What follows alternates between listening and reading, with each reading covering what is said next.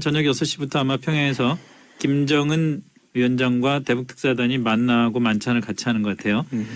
우선 이게 좀 궁금해요. 저는 사실 당초에는 좀 문재인 대통령이 좀 속도 조절을 할 것 같다. 미국과의 관계도 있고 여러 가지 너무 앞서 나가려고 그러다가 좀 위험할 수 있으니까 조심조심 갈 것 같다. 그래서 패럴림픽 개막식 정도는 뭐 한 다음에 그 특사를 보낼 것 같다 이런 예상들이 많이 나왔었는데 일단 속도가 굉장히 빨라지는 이 신속성에 좀 방점을 찍고 싶은데 우선 어떤 이유가 있는 것 같습니까? 김수민 평론가 먼저. 이 남북 정상회담하고 대북 특사 파견은 수위가 좀 다르죠. 차원이. 네. 남북 정상회담은 굉장히 중대사인 것이고 그거는 쉽게 분위기를 띄웠다가 또 일이 잘 안 풀리면 크게 부담을 입을 수가 있기 때문에 당연히 그거는 한숨 죽이고 가는 게 맞다고 보고요. 예. 근데 대북 특사 정도야 뭐 이번에도 긴 일정도 아니고 그런데 이제 뭐 4월 예를 들어서 4월에 또 한미군사 연합훈련이 네. 또 재개되는 그런 타이밍이고 이제 평창올림픽이 만들어낸 무드가 또 그 여운이 가시기 전에 그 사이에 일단은 이 정도 중간 정도 단계의 승부수는 빨리 던져야겠다. 예. 물 들어왔을 때 노를 져야겠다. 뭐 그런 심산에서 파견이 된 것 같아요. 네. 근데 이번에 대통령께서 이미 이 회담에 대해 가지고 특사 파견에 대해 가지고 기대하는 바가 있으시면은 네. 좀 미리 이제 소위 이런 뭐라 하지만 밑 바탕을 좀 까는 그런 작업들이 있었을 텐데 네. 그게 이루어지지 않았거든요. 오늘도 수석비서관 회의 하시면서 이 부분에 대한 언급을 자제하셨어요. 그 말은 뭐냐면 이번에 아까 언급된 것처럼 상당히 다급한 일정으로 진행할 수밖에 없는 현실이 있고 그리고 또 두 번째로는 아직까지 어떤 합의점에 이르지 못한 상황 속에서 출발한 것이 아니냐 이런 생각을 좀 할 수 있는 거죠. 원래 보통 특사 파견 우리 김여정 오기 전부터 언론에 흘러나왔던 게 뭐냐면은 남북 정상회담 제2를 갖고 올 것이다. 뭐 이런 게 흘러나올 수밖에 없었던 네, 이유가 뭐냐면은 그렇죠. 그걸 이미 알고 온 거거든요. 그거는. 네. 근데 우리 이번에 특사 파견 같은 경우에는 무엇이 논의될까가 사실 청와대 입장에서도 조금 나중에 이제 선전 효과를 기대한다면 미리 조금씩 이제 좀 흘려놓는 것이 좋은데 그런 것이 없다는 걸 봐서 진짜 이번에 가신 분들은 실무적으로 뭔가 이뤄내야 되는 좀 압박감이 있다 이런 생각이 듭니다. 근데 오늘 그 정세현 전 장관의 그 얘기를 들어보면은 좀 그런 뭔가 느낌이 있는 게 김여정 온 거, 김영정과 김영남 그다음에 폐막식 때 김영철 온 거 이게 단지 그냥 올림픽 때문에 온 건 물론 아니고 거기서 굉장히 어떤 대화의 진전이 있었고 그래서 진전된 걸 갖고 평양에 그야말로 마지막 방점을 활용점정을 찍으러 갔을 가능성도 느껴지는 것 같더라고요. 그러니까 빈털터리 특사가 될 것 같지는 않은 게 예, 말씀하셨듯이 앞에 평창올림픽을 전후로 해서 그런 과정들이 있었고 또 지금 대북 특사로 파견된 것도 일정 부분은 미국의 양해 그리고 미국의 필요 이런 것들이 깔려있기 때문에 네. 일종의 그냥 필연적인 수순이고 어느 정도 받아내올 것이 이미 확정적인 상태에서 갔다 오는 건 아닌가. 물론 거기에 가서 어떤 의지를 갖고 있고 또 미국과의 대화를 어떻게 할 거냐에 대해서 좀 더 분명한 김정은 위원장 답을 들어서 와야겠지만 그래서 그냥 뭐 아무 성과 없이 아무 준비 없이 갔다. 또 아무 성과 없이 돌아왔다. 이렇게 보기는 어렵지 않나 싶어요. 저는 그리고 기간도 짧은 1박 2일이고 또 그냥 가자마자 몇 시간 안 돼가지고 김정은과 만나고 이런 것들을 보면은 좀 추측할 수 있는 게 있지 않나요? 그래서 저는 엿볼 수 있는 게 뭐냐면요. 네. 이번에 우리 정의용 서훈팀 네. 이렇게 가시기로 하셨는데 사실 여기서 우선 정의용 실장이 단장이라는 것 자체가 네. 이 팀이 그대로 이제 다른 행동을 또 나중에 할 수 있다는 얘기거든요. 미국 갈 수 있죠. 미국 갈 수 있죠. 그리고 미국 가는 걸 미리 밝혔지 않습니까? 예. 중국도 갈 수 있다 이 얘기를 했는데 예. 그 말이 의미하는 게 뭐냐면은 대충 예상되는 결과가 무엇인지 모르겠지만 그 결과 자체로만으로는 미국이나 중국의 양해를 완전히 얻어내기 어렵기 때문에 예. 예를 들어 비핵화 같은 경우에도 미국이 지금 요구하는 거는 우선 선언적 비핵화를 하는 거 아닙니까? 네. 그다음에 세부 방안 논의하자 이런 식인데 거기에 미치지 못할 경우에 만약에 그냥 그것만 받았을 경우에 트럼프 정부에서 또다시 우린 그거 안 한다 이렇게 바로 나올 수 있기 때문에 예. 우리가 갈 거다 가서 설명할 거다라는 얘기를 하게 되면 우선 트럼프 정부도 성급히 입장을 밝히지 못하거든요. 뭐가 나오지 간에. 그렇기 때문에 그 시간을 좀 벌기 위해 가지고 이렇게 한 것 같고 제 생각에 지금 우리 정부에서 대표단이 예측하는 그 성과라는 거는 아마 그런 모호한 지점 어딘가 있지 않을까. 그러니까 뭔가 비핵화로 가는 단계 정도야 밝겠지만은 네. 미국이 원하는 형태의 선언적으로 비핵화부터 끊고 들어가는 방식으로는 북한이 합의 안 해줄 거. 우리 상식선을 생각해봐도 그렇지 않습니까? 예, 예. 그렇기 때문에 그런 부분을 염두에 두고 이런 일정도 짜고 동선도 짜고 무엇보다도 대통령께서 먼저 이제 너무 앞서 나가는 발언하지 않으시는 게 아닌가 이런 생각이 듭니다. 남북 정상회담을 뭐 언제 어떻게 하자 이게 합의돼 가지고 오진 않겠죠? 그거는 우리 쪽에서도 네. 바라진 않겠죠. 예, 그 굉장히 전격적인 것이기 예, 때문에 예. 뭐 상식적으로 그렇게까지 가기는 어렵다고 보고 일단은 이제 남북 정상회담 이전에 또 한미 간의 대화 충분히 있어야 남북 예. 정상회담 또 이루어질 수도 있고 성과가 만들어질 수 있는데 이게 차곡차곡 단계들이 있는 것 같아요. 그래서 한미 간의 대화를 또 하기 전에 또 한미 간의 대화부터 먼저 하고 나서 대북 특사를 파견하는 것도 북한 입장에서 좀 중간에서 남한을 놓고 싶어 하는 것인데 네. 그것도 좀 앞뒤가 안 맞는 측면이 있기 때문에 일단은 짧은 일정으로 가볍게 좀 비교적 다른 뒤에 예정된 일정보다는 가볍게 특사부터 일단 파견을 하고 그런 수순인 것 저는 같아요. 그리고 한미 정상회담은 또 한 가지 변수가 있는 것이 지금까지 남북 정상회담.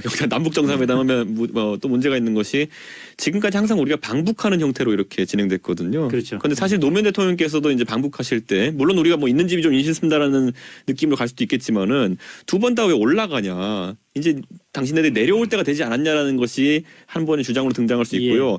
그것의 중간 지점 정도 되는 게 뭐냐면은 이번에 대통령께서 먼저 올라가시더라도 네. 이번에 임기 초에 하시는 것이기 때문에 네. 답방까지 확답받은 사안 정도까지 가가지고 이걸 추진하지 않을까라는 생각하게 되고 이번에 그런 정도의 결과물을 이끌어내지 못한다면 남북 정상회담이 우리가 해봐서 알지 않습니까? 첫 번째 김정일 대통령께서 하셨을 때 그 감동이나 아니면 기대치 그다음 네. 노무현 대통령이 하셨을 때 그 감동의 기대치는 현격하게 차이가 났거든요. 그렇죠. 그런데 예. 이번에 세 번째도 그 한다는 사실 자체로 이번에 보면 우리가 단일팀이나 아니면 뭐 응원단 같은 경우에도 처음 봤을 때는 신기하고 또 뭔가 기대되는 게 있었지만은 갈수록 그게 이제 효과가 저하되고 네. 실질적으로 이런 거 말고 실질적인 게 뭔데라고 국민들이 묻게 돼 있는 거거든요. 예, 그렇기 예. 때문에 그 효과를 봤기 때문에 이번에도 남북 정상회담도 한다는 사실 자체보다는 좀 실질적인 뭔가를 이끌어낼 수 있는 형태로 만들어내지 못하면 정치적인 의미가 크게 없다 봅니다. 저는.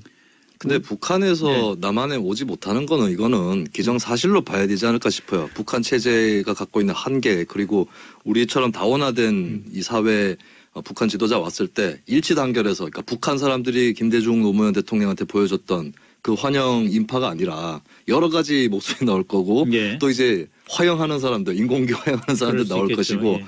예, 그런 장면들을 별로 북한으로서 보고 싶지 않겠죠. 그래서 제가 봤을 때 북한 체제가 획기적으로 전환되지 않는 이상은 답방이라는 형식조차도 어렵지 않을까. 그것도 그렇고 네. 뭐 일단 북한 지도자란 사람들이 기본적으로 자기 영토를 떠나는 거에 대한 그 사실은 불안감 공포감이 있잖아요. 그렇기도 하고요. 괜히 그 떠났다가 거기서 무슨 일이 생길지 모르는 경우들이 많으니까. 그래서 어쨌든 저는 이제 그 형식이 있어가지고 저는 지금까지 형식이든 아니면 실질적인 결과든지 간에 지난번에 두 번의 남북 정상회담과 똑같은 그러니까 사실상 이벤트성으로 끝날 수 있는 그런 형태로는 국민들의 기대치가 높지는 않을 것이다. 그렇게 그렇겠죠. 봅니다. 예. 예. 자, 북한 특사단이 갔는데 김정은이 북한 핵을 비핵화하겠다는 일단 선언을 하겠다. 그러고서 미국과 만나자. 이런 얘기가 아니라면은 그거보다는 그 강도가 낮은 걸로 얘기를 했다면은 뭐든 네, 간에 네. 대화는 하겠지만 그렇다면은 그때부터는 어떻게 해야 됩니까? 그때는 또 미국한테 가가지고 김정은이 얘기는 했는데 네. 비핵화 뭐 비스무리하게 뭐 얘기는 했는데 사실 지금 비핵화를 먼저 선언을 하고 미국하고 만날 것 같지는 않다. 네. 이렇게 얘기하면 트럼프는 굉장히 화를 낼 것 같은데요. 그렇지만 이제 대화하지 않으면 전혀 여지가 없다라고 설득을 해야 되겠죠. 네. 근데 트럼프로서도 과연 예. 무조건 비핵화부터 선언 안 하면은 협상 절대 안 해. 진짜 네. 내심으로 그럴지는 의문스러워요. 그러니까 원래 협상을 하려면은 서로 간에 좀 높은 그런 조건을 제시를 하고 예. 뜸도 들이고 신경전도 벌이고 그런 과정인데 그렇죠. 북미 간의 대화로는 그 실마리에 풀리지 않으니까 중간에서 남한 역할을 하는 거겠죠. 그래서 김정은이 난 절대 비핵화 없어. 예. 혹은 뭐 엄청난 조건부터 제시해놓고 이거 다 들어줘. 이렇게 하지 않는 이상은 남한에서 미국에 전달할 만한 얘기 정도는 나오지 않을까. 근데 그 저 걱정스러운 게 사실은 김영철이 와가지고 결국 그 얘기를 했다는 거 아닙니까? 그 핵 보유국으로서 미국과 대화를 할 의사가 있다. 네. 그거는 다시 말해서 이제 비핵화를 할 생각은 없다는 얘기잖아요. 그럼 그렇죠. 김영철의 얘기를 가장 이제 어떻게 보면 이제 가장 바닥으로 두고 그 다음에 이제 김정은이 네. 그거보다 얼마나 더 진전된 얘기를 할 거냐가 지금 이제 관심사인데. 근데 지금 이번에는 핵 보유에 대해 가지고 예. 과거에 이제 핵 관련 대화가 있었을 때는 보면요. 물론 핵이 완전히 개발되기 전이기도 하지만은 우리 당장 기억해 보면 북한이 핵을 만들겠다고 노골적으로 선언하고 나선 거는 10년, 15년 정도밖에 안 됐습니다. 예. 그 전까지는 준비는 하고 있었지만은 이런 식이죠. 보면은 영변에 우리가 원자로를 돌리고 이러는 것은 우리 전력 사정을 해결하기 위해서 우리가 하는 것이지 뭐 핵무기 하려는 것이 아니다. 대외적으로 그렇게 해가지고 그래서 결국엔 미국도 협상에 나와가지고 그렇다면은 핵 개발에 유리한 어떤 중수로 이런 거 말고 우리가 경수로 지어줄게 예. 이런 형태로 뭔 대안적 해법이 나올 수 있었던 건데 그땐 그러니까 에너지 목적이라고 했기 때문에 뭔가 대안을 그래도 그렇죠. 다 속는 줄 예. 알면서도 만들어줄 수 있었던 건데 돈 엄청 들여가지고. 그게 2조 들어간 거 아닙니까? 우리나라만 1조 5천억을 됐는데 네. 근데 지금 상황은 그거랑 완전히 다른 게 뭐냐면은 괌을 때리겠다. 네. 뭐 미국 본토를 때리겠다. 뭐 이런 이야기를 하고 있는 상황 속에서 서로 못 들은 척하면서 적절한 제3의 해법을 만들어주는 게 쉽지 않은 상황이거든요. 그렇기 때문에 김정은이 해야 될 그 선언이라는 것들이 굉장히 복잡합니다. 비핵화와 더불어 가지고 미국을 적대시하지 않겠다부터 해가지고 여러 가지가 있게 되는데 이건 지금까지 북한이 총동원 체제에 그 국가를 유지했던 동력들이기 때문에 이걸 과연 아무리 국제적으로 하는 이야기를 하더라도 선언적으로 포기하겠다고 이야기할 수 있겠느냐. 김정은 정권의 존립 기반 자체가 흔들리는 게 아니겠느냐. 그래서 저는 늘 얘기하는 그래서 미국이 이거 알고 있다 봐요. 어지간해서는 자신들이 원하는 거는 미국에 대한 적대감을 계속 표출하는 걸 중단해 줄 것을 기대할 텐데 그게 쉽지 않을 것이다. 좀 그런 생각이 듭니다.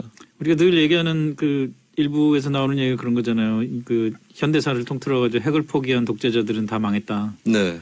그러니까 그걸 누구보다도 김정은이 잘 알고 있을 텐데. 그렇죠. 그러니까 지금부터 뭐 우리가 사실 김여정 오고 뭐 그런 다음부터 굉장히 사실은 좀 어떻게 보면 흥분한 면이 있습니다만은 시작도 아닌 면이 있는 거죠, 사실.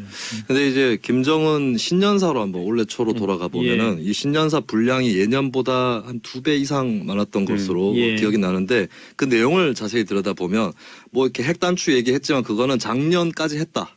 우리 할 만큼 했고 이제 이미 위협을 이뤘다라는 거였고 뒷부분들을 보면 온갖 산업들을 다 발전시키겠다고 나와요. 농업, 경공업, 무슨 발전산업, 중화학공업 이건 저는 이제 돈 달라라는 얘기로 받아들였고 그러니까 예년 같으면은 예전에는 북한의 비핵화 선언과 그리고 북미 수교 요것을 이제 교환하는 그렇죠. 공식이었는데 지금 김정은 정권이 원하는 것은 플러스 대규모 경제 지원이기 때문에 몸값을 더 올려 부르는 차원에서 쉽게 비핵화 전제 카드를 던지지 않는 것이죠. 그렇게 볼 수도 있다고 봅니다. 그러면 근본적인 질문을 한번 해볼까요? 수교하고 평화체제 보장하고 경제적인 지원을 한다. 그럼 북한이 핵과 미사일을 싸그리 없애버릴까요? 아까 말했던 것처럼요. 그 핵과 미사일을 없앴다가 망한 나라들이 있지 않습니까? 실제적으로 우크라이나 같은 경우에는 세계에서 핵이 3번째로 많은 나라였어요. 그렇죠. 소련 붕괴 이후에. 그런데 없애고 나가지고 푸틴한테 뒤통수 맞아가지고 지금 크림반도의 영토를 잃어버리지 않았습니까? 그런 것처럼 김정은이 핵을 만들었을 때는 그 의미를 가장 잘합니다. 이거는 무엇과도 바꿀 수 없는 약간 뭐 집에 약간 뭐 전가의 보도처럼 이렇게 모셔놓고 있는 그런 존재가 돼야 되는데 그걸 뭐 영화 강철 비에서처럼 그냥 뭐 나만의 절반 주고 이런 게 가능하겠습니까 그게? 그렇기 때문에 저는 그건 좀 어렵다는 생각이 듭니다 아무래도. 근데 저는 김정은 위원장으로서도 새 기회를 내지 않으면 역사에 별로 없었던 그 기회를 내지 않으면 계속해서 이제 미국 입장에서도 정권 붕괴라든가 선제 타격이라든가 이 얘기 계속 할 수밖에 없고 김정은 체제로서도 때가 됐을 때마다 항상 핵 한번 실험해주고 미사일 발사해주고 계속 이 스트레스 있는 체제로 가야 되거든요. 근데 한 가지 뭐 이게 희망적인 바람일 수도 있겠지만 김정은 체제에서 보면은 좀 국가를 보통 국가로 만들고 싶다라는 열망들이 나타나기는 해요. 네, 건군절도 예전에 그 김일성 중심으로 돼 있던 것이 좀 북한이랑 국가 중심으로 해서 건군절도 바꾼 적이 있었고 그리고 김정일 체제 때 어떤 선군 정치도 다시 당 중심으로 바꿔왔거든요. 그런 것들을 봤을 때는 김정은도 좀 뭐 중국과 같은 그런 모델일지 아닐지 모르겠으나 사실 그렇죠. 시진핑을 보면서 좀 많이 배우고 있는 것 같아요. 그러니까 대외적으로 나름대로 정상국가 보통국가의 인정을 받으면서 내부적으로는 또 나름대로 그 1인 지배체제를 유지할 수만 있다면은 그렇죠. 뭐 훌륭하죠. 그런데 김정은 체제가 또 북한 내부에서 좀 안정화되고 있는 그런 추세도 있고. 근데 저는 이제 이걸 짚어봐야 되는 게요. 과거에 이제 동구권이 붕괴될 때 많은 학자들이 예측한 게 뭐냐면 실제로 그렇게 됐고요. 폴란드는 공산주의가 몰락해도 폴란드로 남아 있을 수 있지만은 동독은 뭐 공산주의가 몰락하면 동독으로 남아 있을 수 없다 그랬어요. 그게 왜냐하면 결국에는 뭐 민족 국가의 개념도 있겠지만은 동독과 서독이라는 분단 상태라는 것은 어떻게 정상 국가가 된다고 했을 때 동독이 그게 자연적으로 혼자 존치될 수 있는 상황이 아닌 거거든요. 그러니까 정상 국가라는 개념에 여러 가지 범주가 있겠지만은 진짜 정상 국가가 된다면은 북한이 과연 예를 들어 뭐 중국과의 왕래라든지 아니면은 뭐 통신이라는 게 자유로워지고 아니면 남한과의 이런 게 자유로워진다고 하면은 과연 개별 국가로 존재할 수 있는 기반이 있는가? 에서 없다 보기 때문에 우리가 생각하는 것처럼 보통 국가로 가고 싶지는 않을 겁니다. 김정은도. 네. 알겠습니다. 그 국내 정치를 잠깐 그 이걸 연계시켜서 얘기를 해보죠. 뭐 국내 정치라고 하지만 사실상 한나라당 한나라당이 왜 나와? 한 7년 전 얘기를 지금 갑자기 자유한국당 얘기가 될 텐데 네. 자유한국당이 사실 이 뭐 정치적으로 충분히 그 이 일종의 남북 그 대화 국면을 보수 결집에 이용하고 싶은 생각은 당연히 있었겠죠. 지금도 사실 네. 그렇게 나오고 있는 면인데 네. 그 잘 되는 것 같지는 않아요. 저는 안보에 있어가지고는 어쨌든 보수적인 입장을 가지고 있지만은 예. 반대로 보수가 안보를 이용해가지고 선거를 이겨본 경험 자체가 굉장히 아득합니다. 무슨 말이냐면 2006년에도 물론 이용한 건 아니겠지만은 2010년이죠. 천안함 사건이 일어나고 난 다음에 몇 달 뒤에 치러진 선거인데도 불구하고 네. 다들 이제 호사가들은 안보 국면이 부각되면은 보수가 유리하기 때문에 지방선거에 압승할 것이다 이렇게 했는데 앞에 했어요. 그 당시에 실제로. 네. 네, 그런 것처럼 실제로 이제는 경제나 먹고 사는 이슈로 이제 선거에 어쨌든 아젠다가 많이 넘어온 상태고 과거처럼 이제 아주 강도 높은 어떤 대북 정책으로 인해 가지고 유권자 과반의 표를 얻어오는 그런 선거를 하기는 어렵다. 예. 그래서 지금 저도 뭐 새누리당에 있어봤지만은 지금 시점에 자유한국당이 과연 이런 선택을 하는 이유는 뭔가?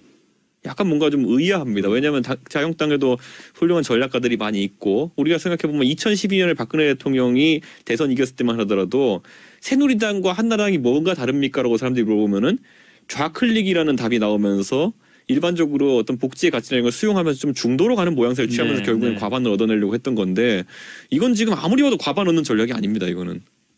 과반 얻기가 어려운 상태에서 일단 지지층 고정 지지층을 네. 공고히 아니 하자는 선거는 이번에 소선거구제로 치러지는 모든 선거들 그리고 뭐 1대1 구도로 치는 모든 선거에서 50% 이상 못 얻으면 그건 아무 의미가 없습니다. 그거는 그게 뭐 아무리 딱딱한 15%를 하더라도 말랑말랑한 50%가 결코 좋지 않은 게 그런 선거 결과이기 때문에 저는 지지층을 다진다는 게 무슨 의미인가에 대해서 약간 좀 생각해보게 됩니다. 어차피 다당 구도에서 자유한국당이 뭐 과반을 얻기도 어려운 것이었고, 네. 근데 지금 뭐 방법이 없는 것 같아요. 내부에서 그러니까 예전에 뭐 선거 전략을 잘 짤 때도 있었다고 하는데 그때는 주로 양당 체제였었고 자연스럽게 중도층이 왔다 갔다 하면서 또 그쪽 새누리당 계열의 정당을 지지하기도 했었는데 네. 지금은 그게 거의 원천 차단이 돼 버렸고 제가 봤을 때는 또 홍준표 대표가 한국갤럽 탓을 하면서 여론조사를 조작하고 있다.